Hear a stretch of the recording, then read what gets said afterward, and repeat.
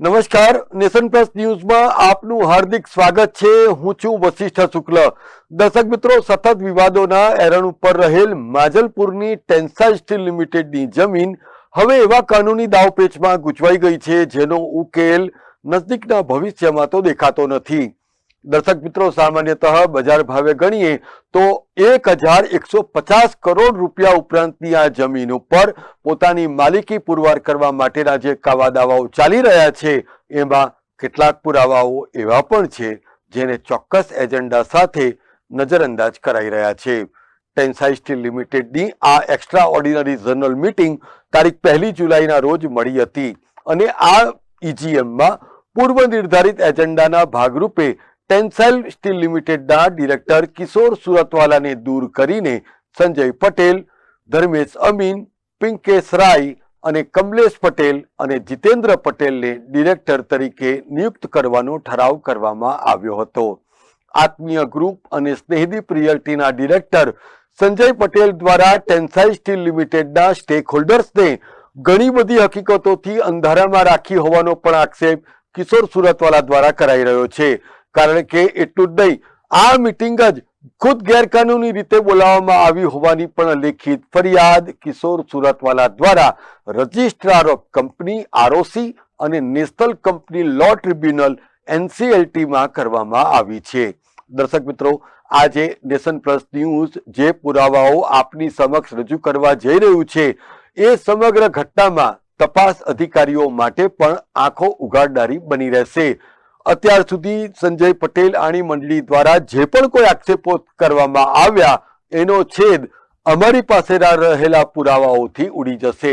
કારણ કે એક તરફ ટેન્સાઇલ સ્ટીલ લિમિટેડના ડિરેક્ટર અને આત્મીય ગ્રુપ અને સ્નેહદીપ રિયલ્ટીના સંજય પટેલના આદેશથી ટેન્સાઇલ સ્ટીલ લિમિટેડ વતી ધર્મેશ અમીન દ્વારા તારીખ 30મી જૂન 2026ના રોજ કિશોર સુરતવાલાને નોટિસ પાઠવવામાં આવી, જેમાં જણાવવામાં આવ્યું કે તારીખ 17 જાન્યુઆરીના રોજ સંજય પટેલ, ધર્મેશ અમીન અને પિંકેશ રાયની નિમણૂક સત્તાવાર ઢબે કરાયેલી હતી, જેમાં ભૂલથી 7 જાન્યુઆરીના બદલે 17 જાન્યુઆરી લખાયું હોવાની ખુદ કબૂલાત લેખિતમાં કરવામાં આવી હતી।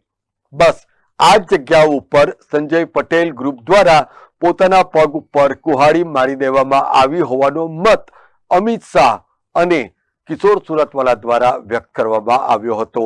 કારણ કે ટેન્સાઇલ સ્ટીલ લિમિટેડની આ ઈજીએમમાં સંજય પટેલ અને અન્ય ડિરેક્ટર્સ દ્વારા શેર હોલ્ડર્સના 2026ના રોજ નિવૃત્ત ન્યાયાધીશ એસ.જે. કાથાવાલા દ્વારા તારીખ 8 જાન્યુઆરી 2026ના રોજ જે લવાદની ભૂમિકામાં હતા અને તેમના દ્વારા જે કન્સેન્ટ ઓર્ડર કરવામાં આવ્યો, જે કન્સેન્ટ એવોર્ડ કરવામાં આવ્યો, તો પછી એના આગલા દિવસે એટલે કે તારીખ 7મી જાન્યુઆરીના રોજ ડિરેક્ટર્સની નિમણૂક કઈ રીતે થઈ શકે અથવા અમિત શાહ ડિરેક્ટર પદેથી રાજીનામું કઈ રીતે આપી શકે એવા પણ સવાલો ઊભા થઈ રહ્યા છે।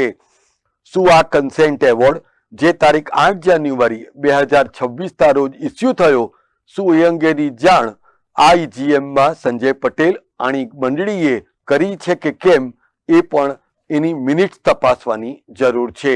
ત્યારે સંજય પટેલ આણી મંડળીએ એ પણ સમજવાની જરૂર છે કે લગ્ન પહેલા થયેલા સંતાનને આ સમાજ અનોરસ તરીકે ઓળખે છે એવી પણ ટિપ્પણી વડોદરાના એક નામાંકિત બિલ્ડર દ્વારા કરવામાં આવી હતી।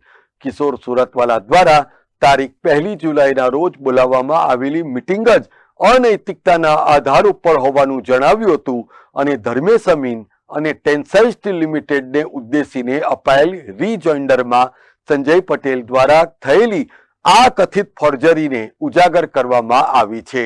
ત્યારે તંત્રએ પણ પોતાની આંખો ઉપરથી પાટા હટાવીને સમગ્ર મામલાને નિષ્પક્ષ ઢબે જોવો જોઈએ એવી પણ માંગ કિશોર સુરતવાલા દ્વારા કરવામાં આવી હતી।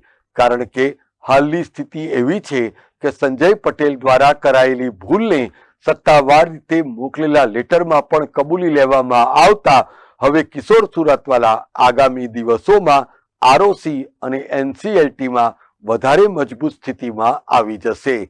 આધારભૂત માહિતી અનુસાર કિશોર સુરતવાલા દ્વારા આ જમીન પચાવી પાડવા માટે સંજય પટેલ દ્વારા કરાયેલા કાવા દાવા અંગેની વિગતવાર ફરિયાદ સરકારને કરવામાં આવી હતી, જેના તપાસના ગોળા પણ છૂટી ચૂક્યા છે, જેને કારણે હવે સ્થાનિક તંત્રને કોરાણે મૂકીને ઉપલી કક્ષાએથી દૂધનું દૂધ અને પાણીનું પાણી કરી દેવાનું નક્કી થઈ ચૂક્યું છે, જેને પરિણામે આ સમગ્ર મામલાને જાણી જોઈને ટ્વિસ્ટ કરતા તત્વોના પગતળે રેલવો આવશે, એમાં કોઈ બેબત નહીં હોય.